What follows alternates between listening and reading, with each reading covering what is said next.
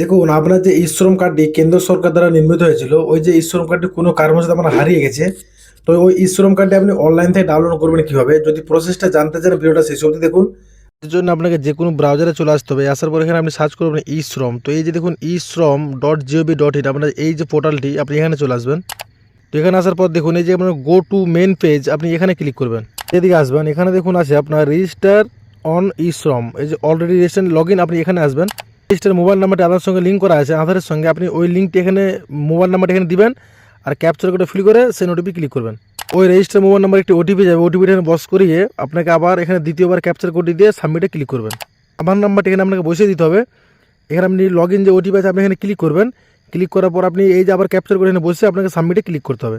তো আপনার আধারের সঙ্গে যে মোবাইল নাম্বারটা লিঙ্ক আছে ওইখানে একটা ওটিপি যাবে, আপনাকে ওটিপি এখানে বসাতে হবে আর এই যে ক্যাপচার কোড এখানে আপনাকে ফিল করতে হবে, আপনি ভ্যালিডেটে ক্লিক করবেন। তখন আপনার যে ডিটেলস এখানে চলে আসবে। আসার পর আপনি যে ডাউনলোড করবেন ই-শ্রম কার্ডটি, আপনাকে এই যে দেখুন প্রোফাইল ডিটেলস, আপনাকে এখানে আসতে হবে। এখানে আসার পর দেখুন এই যে ডাউনলোড ইউএএন কার্ড, আপনাকে এখানে আসতে হবে। তো এখানে আসার পর আপনার যে কার্ডটি ওটা এখানে ডাউনলোড হয়ে যাবে, আপনি এখানে নিচে আসবেন, এখানে দেখুন ডাউনলোড ইউএএন কার্ড, আপনাকে এখানে ক্লিক করতে হবে।